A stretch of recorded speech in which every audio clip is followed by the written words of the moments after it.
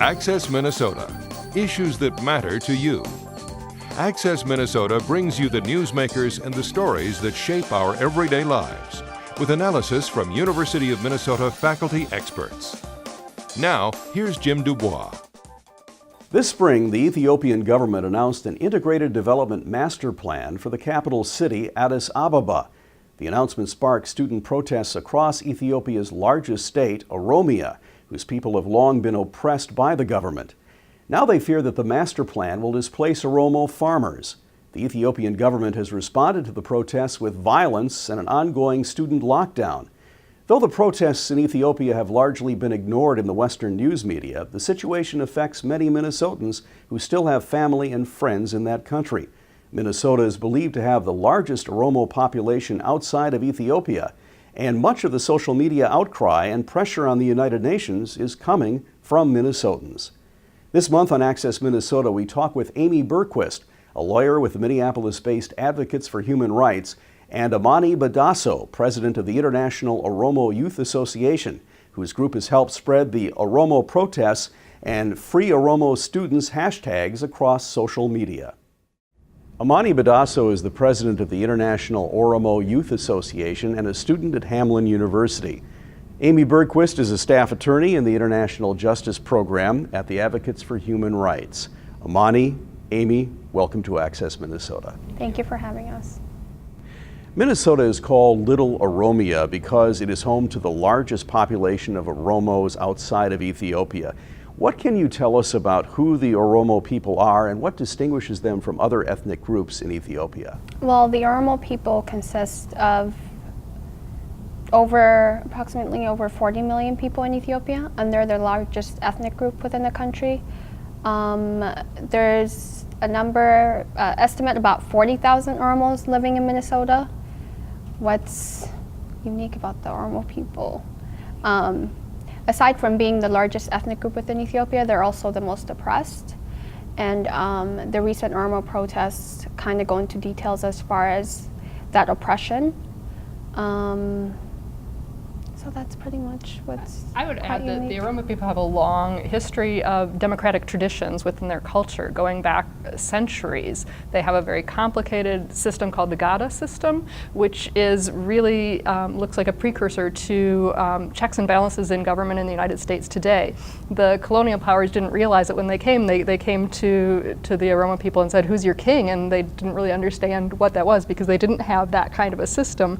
But it's really a system that's a great legacy that the Oromo people have brought to society today. Amane, can you tell us where Oromia is in Ethiopia in relation to the other states in that nation? Well, Oromia is right in the middle, I would say, in the map, and there's 6 different states, but it's the largest state, and a lot of ethnic groups actually live within the Oromia region, so it's not just necessarily the Oromo people, but I would say it's right in the middle, and it's the biggest state within Ethiopia.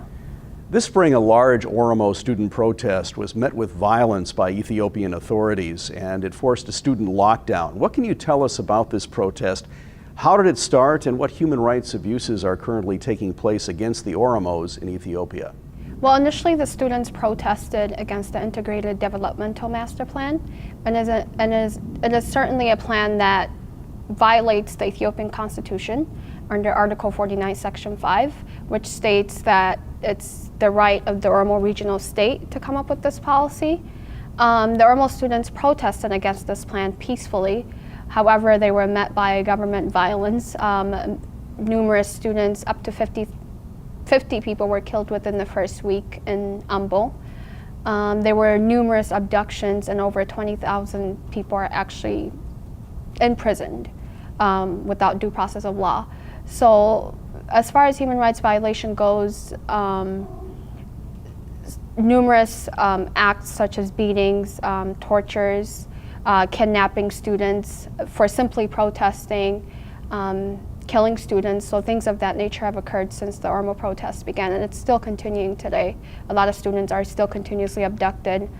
There were reports on the ground that indicate over thousands, there's no estimate number, but thousands of students have actually been kicked out of school for the simple reason of protesting. So there's a lot of human rights violations.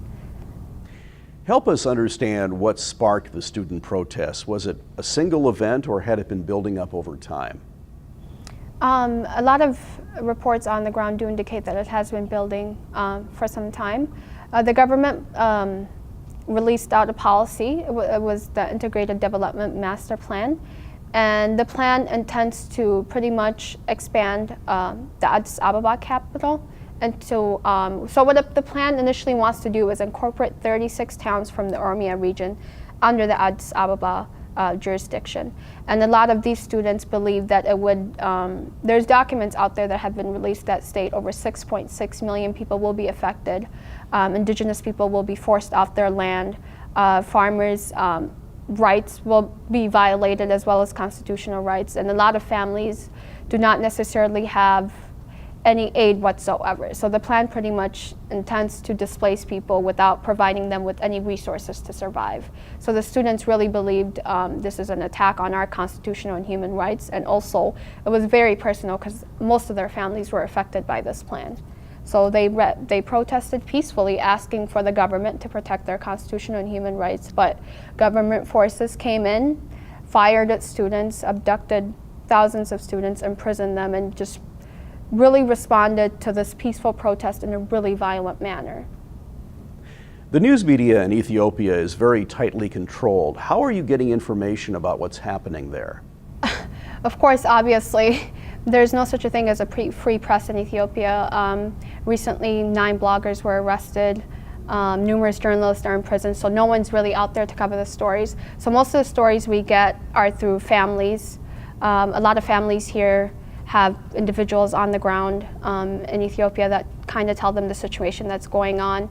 There are different organizations within the country that are willing to give this information, but of course their security concerns are also an issue. But most of the info we get are through the people that we know in Ethiopia.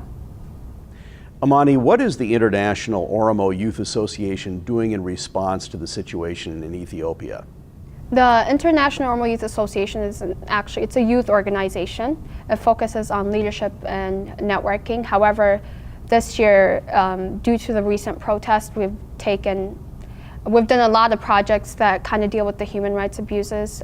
We recently had a campaign, Free Oromo Students, that kind of told, we released a lot of personal accounts, a lot of stories coming from back home. We released a lot of numbers of students that have been detained unlawfully. So we're just focusing on utilizing the power that we have, which is social media, and also just mobilizing the Oromo diaspora as far as what's available for us to deal with the current issue. Because we can't do much, but as far as reaching out to organizations such as the Advocates for Human Rights, writing an appeal letter to the UN or various international organizations that deal with such crises. So we're just doing what we can as far as advocacy. And Amy, how are the Advocates for Human Rights responding? Well, we've been collaborating a lot with the Oromo community for many years. So that collaboration goes back since we represent people who are seeking asylum and people who are refugees, and a lot of the Oromos in our community here in Minnesota are our former clients. And so they came to us many years ago out of concern about the oppression that their friends and family back in Ethiopia were facing. And so we did a fact-finding report with them, which we released in 2009, about human rights conditions in Ethiopia that the Oromo were facing. But since the protests have happened, we have been collaborating with people in the Oromo diaspora about what tools they can use to work toward change in Ethiopia. We published a toolkit of resources called Paving Pathways for Justice and Accountability that's designed for Oromo for all diaspora communities, including the Oromo, about what they can do when they sense that there are human rights violations going on in their country of origin or ancestry. So just as an example, the Advocates, along with several of these diaspora groups and other human rights organizations, wrote to the United Nations Special Procedures to request that they conduct a country visit to do an independent investigation into what happened with the student protests and what's being done in the detention facilities right now. As another example, the Advocacy for Human Rights and the International Oromo Youth Association wrote a report to the Committee on the Rights of the Child about the effects on children of what's been happening in the crackdown, because many of the people who've been arrested have been minors. They have been students not only at the university level but at the junior high and high school level, and they've faced expulsions from school. Some children have been killed as a result of these protests. So we've brought that information to the attention of the United Nations Committee on the Rights of the Child, and we've been invited to appear before the committee in a closed session in September to brief them before the committee conducts its review of Ethiopia's compliance with the Convention on the Rights of the Child next year. When Access Minnesota returns, a look at the United Nations response to the human rights abuses in Ethiopia. Access Minnesota will return after these messages. You're watching Access Minnesota. Here's Jim Dubois. Now more of our conversation about the international response to the student protests in Ethiopia.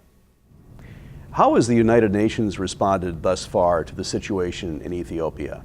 It just so happened that about a week after the student protests began, the United Nations Human Rights Council was conducting its Universal Periodic Review of Ethiopia on May 6th. And this is a review that happens only every 4.5 years, so it was just fortuitous that this review was happening at that time.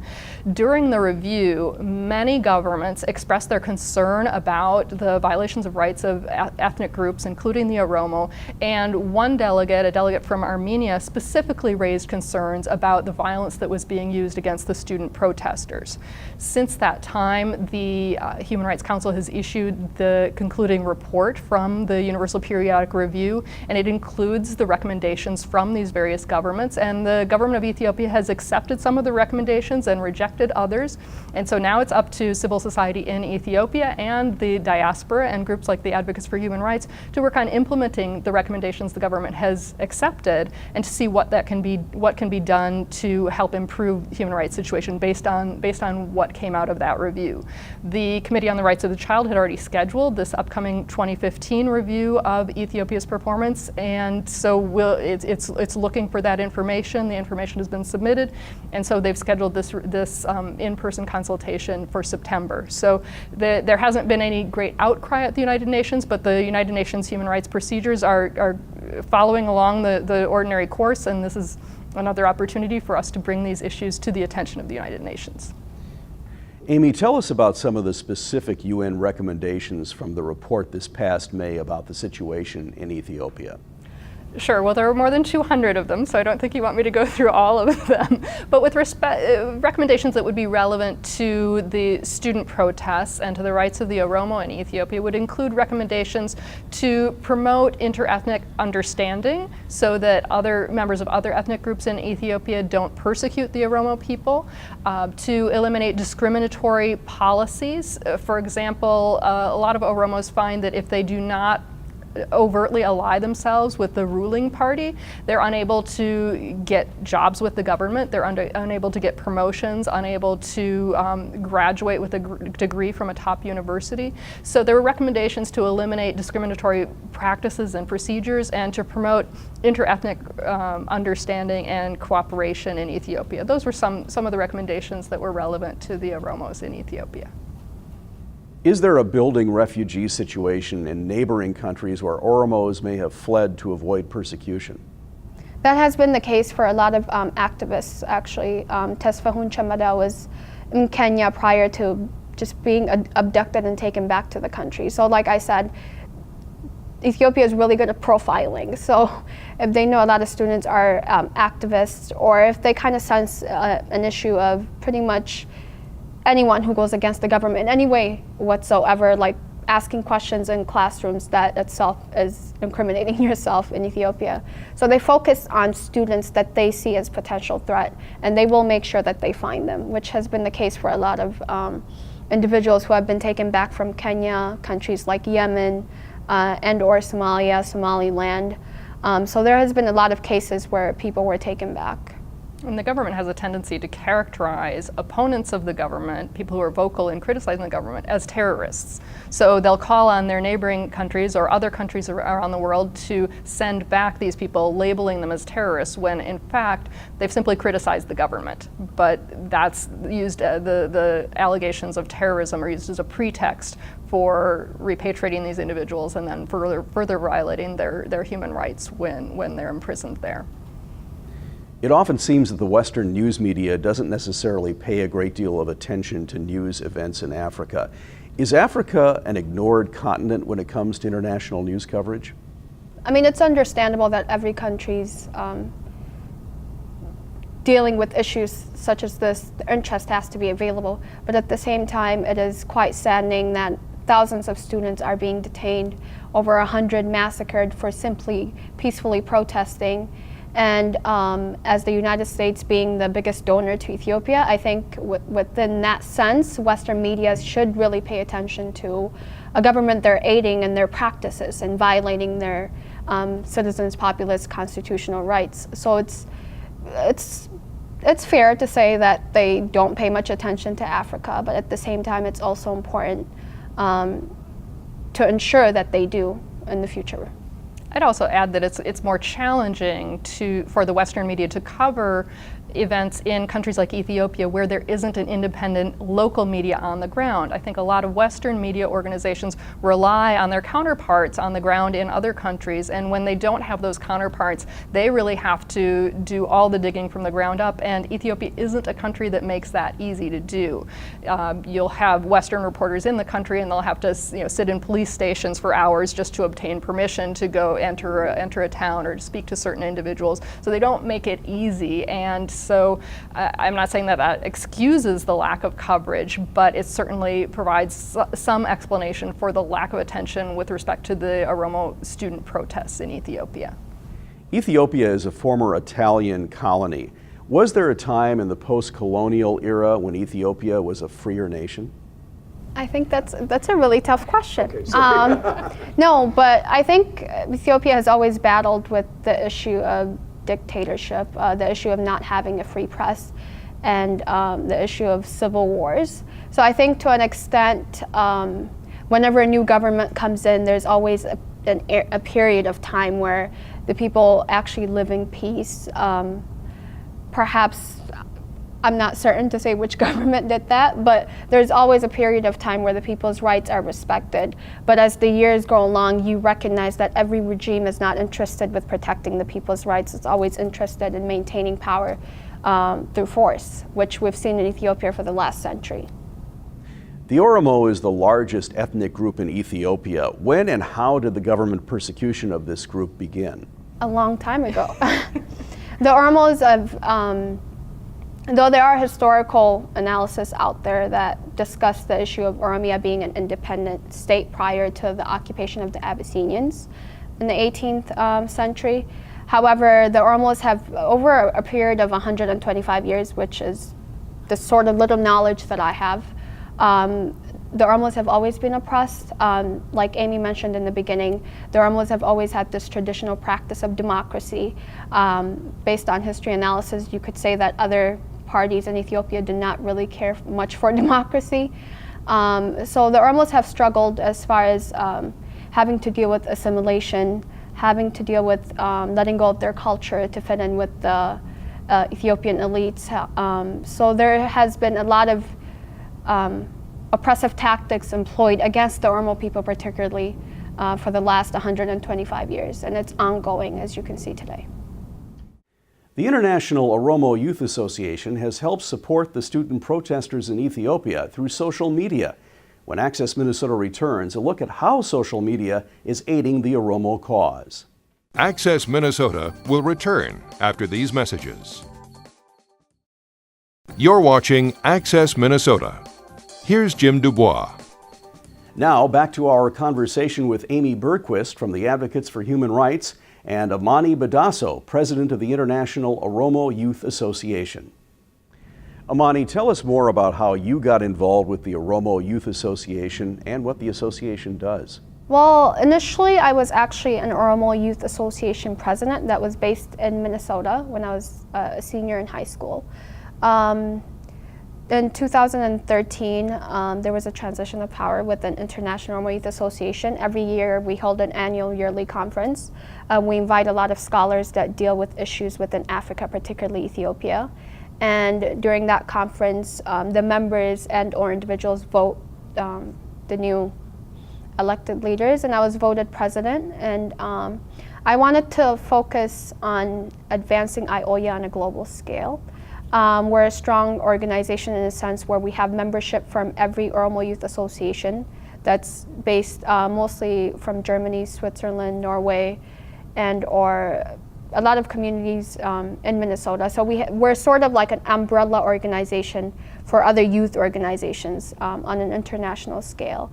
And we really wanted to focus on leadership and networking because we believe that individual building sort of leads to building a community and or a nation in the future. But however, this year when I came into the presidency, the recent Oromo protests began.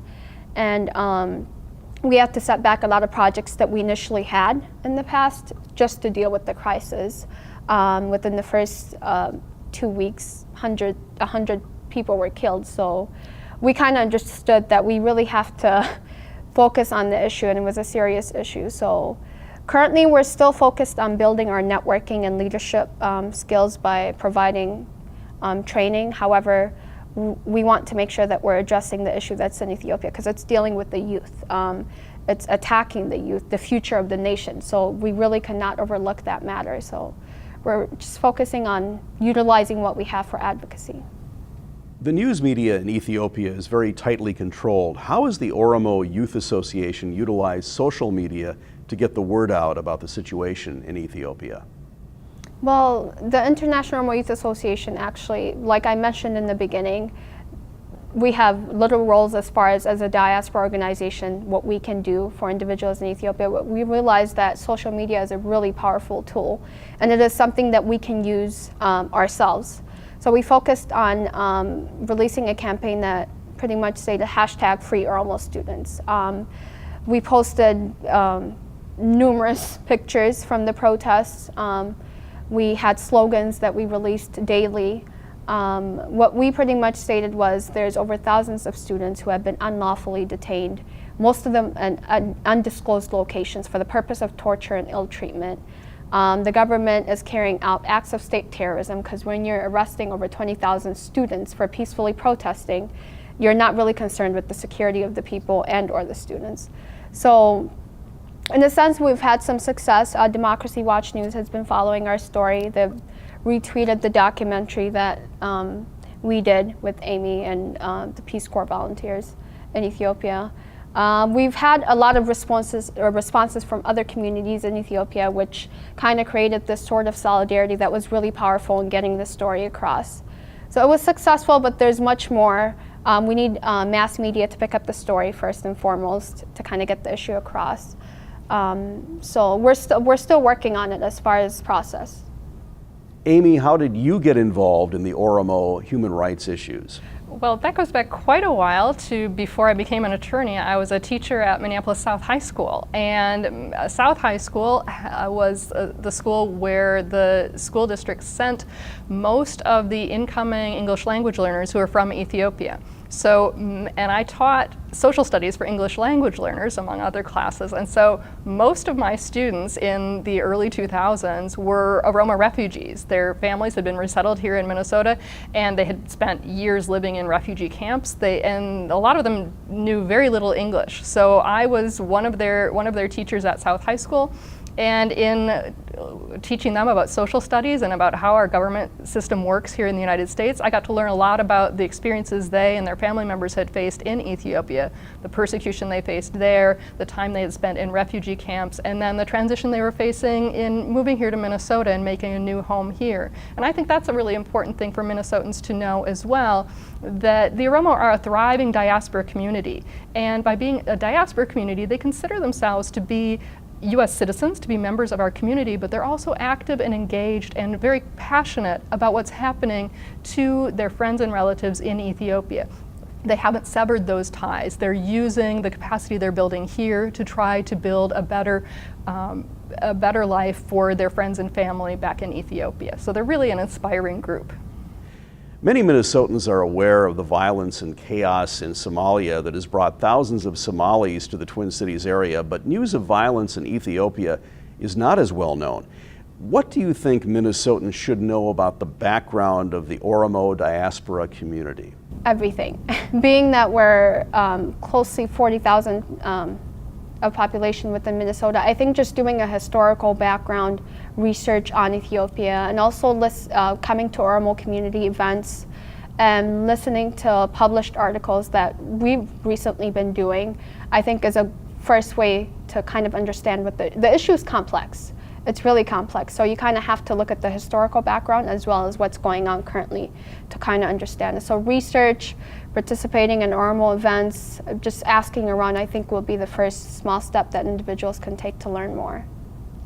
Amane Bedhaso is the president of the Oromo Youth Association and a student at Hamline University. Amy Bergquist is a staff attorney in the International Justice Program at the Advocacy for Human Rights. Amane, Amy, thank you so much for joining us on Access Minnesota. Thank you. Thank you. Thank you for having us. That's all for this month's edition of Access Minnesota. We'll see you again next month. Thanks for watching. Access Minnesota. Issues that matter to you. Join us again next week as we bring you the newsmakers and stories that shape our everyday lives. Access Minnesota is produced by the Minnesota Broadcasters Association in cooperation with the University of Minnesota's College of Liberal Arts.